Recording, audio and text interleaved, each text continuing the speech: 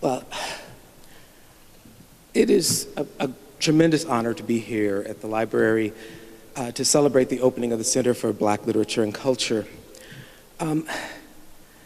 My latest novel, The Supreme Sing the Happy Heartache Blues, tells a tale of how a song and its singer affect the lives of three different people in ways that shock and amaze them, in ways they couldn't have imagined at the start of the book.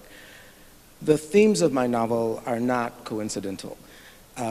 Before I became a professional writer, I spent 3 decades of my life working as a professional cellist.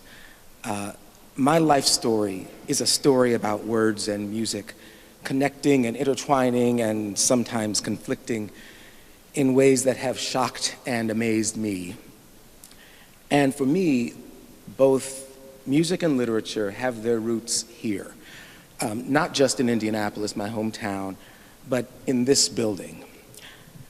This library has been an important part of my life since I can remember. And I mean that literally. The very first clear memory of my life is in this building. When I was 5 years old, I came here with my mother to get my first library card. I came from a family that valued education and that valued books, but didn't have a lot of money. So having a library card was a very, very big deal.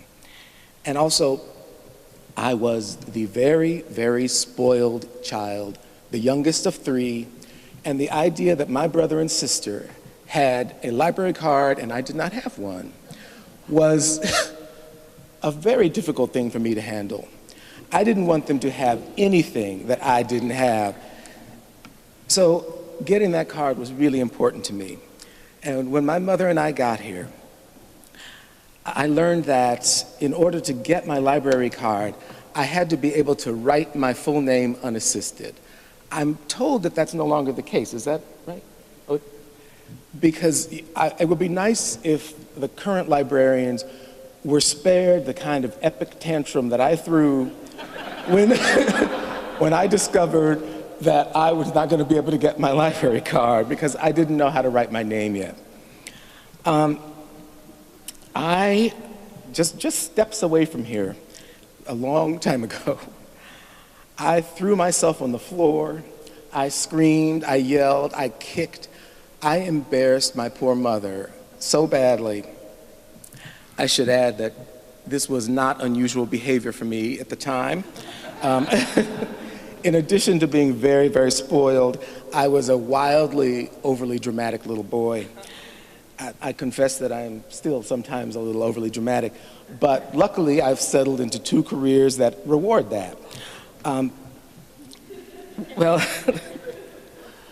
Well, you know, instead of dragging me out of here that day of that tantrum, my dear, patient mother calmed me down and took me to the reading room of this library and sat me down. I knew how to write my letters, so she taught me to write my name. And we sat there that afternoon in that room, and I learned how to write my name so I could get that library card. I've had one ever since. Yes, for Mom. I still remember sitting in that room and looking at those, you know, those Egyptian decorations on the bookshelves and those tall windows and just sitting at that long table. And I just have such a clear memory of that. And it was a really exciting day for me. And that memory has lingered with me. I showed up at this library at least twice a week from kindergarten until I graduated from high school.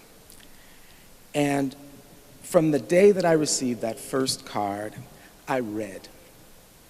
I read great books, I read awful books, I read funny books, and I read tragedies.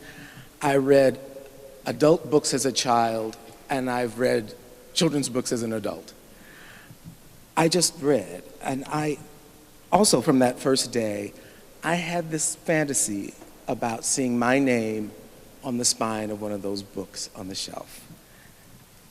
If I were writing this story, the next chapter would be all about how I became an adolescent novelist A few chapters later, I would write about how I would suffer very artfully over some adversity before triumphing and writing my first masterwork at 22. But that's not what happened. Instead, a few years after throwing that tantrum here, I began to play the cello. And I didn't circle back to writing for another 4 decades. I should say, that's not exactly true. Actually, I wrote all through my life as a cellist, my education and my career. What I didn't do was finish anything. So, in fact, I have in the basement of my house a huge Tupperware tub that has got at least 100 short stories and essays that I started and never finished. That was my habit for decades of my life. I would get these wonderful ideas, and I would sit down full of excitement, and I would start to write. And I would work really, really hard. And then I'd get a little distracted. You know, I was teaching, and one of my cello students would need a little something from me, or I'd have a performance coming up that was difficult, or there'd be an Addams Family marathon on TV. It didn't matter. You know, something would take me away from it. There was always something, that stopped me from finishing those stories. I would put my writing projects aside with fully intending to return to them one day, but they'd always end up in that Tupperware tub. At a certain point, I just got sick of myself.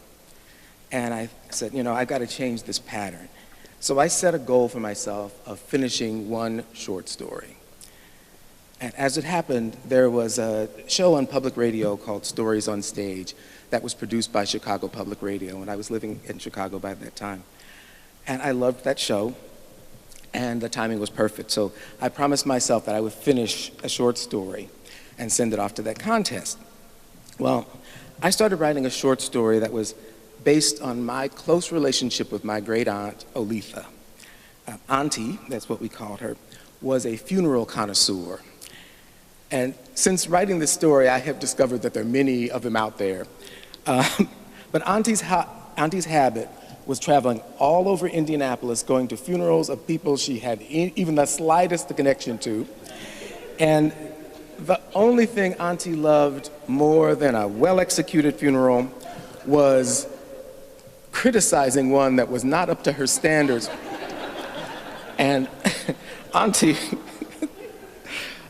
would say the most horrible things about the flowers, about the outfit on the body, about the quality of the grieving. She judged it all, and she had a wonderful time doing it. But I took my memories of Auntie and turned them into a short story that was called Grandma and the Elusive Fifth Crucifix. I was really excited about that story, and I worked on it really, really hard. And then the deadline came, and that story went into that Tupperware tub in my basement with all the others.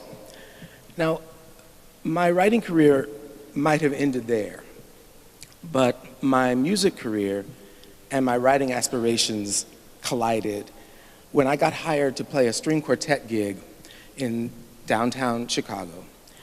As some of you might know, when you're a freelance musician, you usually don't know what you're going to be playing until you get to the gig. They tell you what to wear and when to be there. So I show up, with my tux and my cello, and I discovered that I'd been hired by Chicago Public Radio for the party celebrating the winners of the short story contest that I did not enter. So that night, I spent 3 hours playing Mozart quartets and kicking myself. Well, I should say, I remember it as 3 hours. It was probably like an hour and a half, but it felt like 3 hours. So it wasn't that I thought I would have won that contest. It was that I had broken this promise to myself and fallen back into that old habit that I'd had for years. And that evening, while I played those quartets, I made a new promise to myself that I would never let myself feel that bad again. And the first thing I did after making that new promise was go back to the library in Chicago this time. I checked out a new collection of short stories every week along with countless books about writing. Because I finally figured out that maybe one of the things that was standing in my way as a writer was that I didn't know how to write. So, so I started going to the library in an effort to learn to write. And so I started reading more and more and more, and started reading also just more about the craft of writing. And after logging in a lot of hours at my neighborhood library, when that same contest came around a year later, I fished that short story about the funeral-loving old lady and her grandson out of the tub, and I finished it. That story ended up winning that contest that year, and it began my career as a writer. And I've told people that story a number of times over the years about how classical music took me away from writing and then brought me back to it. But what I don't often get to tell people is that my detour through classical music also started in this library. I didn't come from a family that listened to classical music. In my house, we listened to R&B, gospel, and blues. And my first exposure, actually, to classical music, most of you are too young to remember this, but the Indianapolis Symphony used to come to schools, into the Indianapolis public schools. And I don't know, does anybody remember the music memory contest? Oh. Okay. So that was my first exposure to classical music. And I just thought it was incredible. And then I found out that I could come here and get recordings of orchestral music and take them home with me. And that was how I started listening to classical music. I remember the first thing I got was Tubby the Tuba, and then I got Prokofiev's Peter and the Wolf, and then I started, let's listen to some of that Beethoven people keep talking about. And it just started me on this path, and I was so excited about it, and it became this part of my life, and ultimately it took over my life. At the same time, of course, I'm still picking up books, and I was a big classic movie fan, even as a child, and a lot of the books that I got were books that had been made into movies. So I saw a lot of old black and white movies, and I would come here and get like the Charles Dickens novels, and I remember the first thing I got was A Christmas Carol, and then I started reading Dickens, and I read most of Charles Dickens by the time I was 12 years old. Because my parents didn't censor what I read, I was one of the few children at West Lane Junior High School who had read Who's Afraid of Virginia Woolf and The Valley of the Dolls. And, I didn't understand a bit of it, but I was very happy to have read it. So, and it was also in this library that a new world was opened for me when I asked the librarian, where are the books by black writers? The first novel I read by a black writer was Man-Child in the Promised Land. And not long after that, I read the first of many James Baldwin novels that I would read.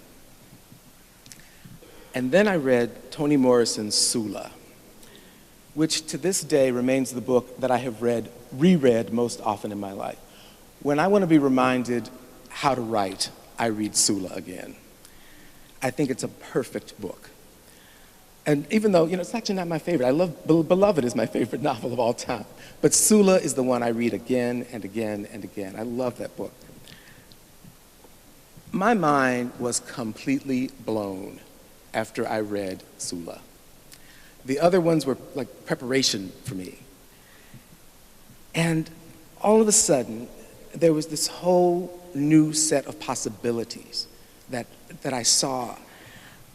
Once I found the literature of great black writers, the idea of writing about black people living their lives, loving each other, and just being in the world suddenly became an inevitability for me. I knew I was going to do that. Even though it wouldn't happen for another 30 years at that point, I knew it was going to happen. And I look back at my experiences that started here and then led me back here at this point in my life. And I think it's only natural that a spoiled little kid who fell out on the floor and screamed and yelled in this library would end up becoming a novelist. And that the kid who came here with his mother to get recordings of music that were totally foreign to his upbringing would become a cellist. That's the kind of thing that good libraries do for people. They open doors to other worlds. I am truly honored to be here this morning to celebrate the beginning of a whole new chapter in the story of the Indianapolis Public Library. Because of my own experience here, I know that incredible adventures can begin in this building. I know that with absolute certainty that this is the perfect setting for new doors to be opened. Doors that a new generation of curious and maybe even spoiled and maybe even overly dramatic little readers can step through on their way to remarkable futures that will shock and amaze them in ways they could never have imagined. Thank you.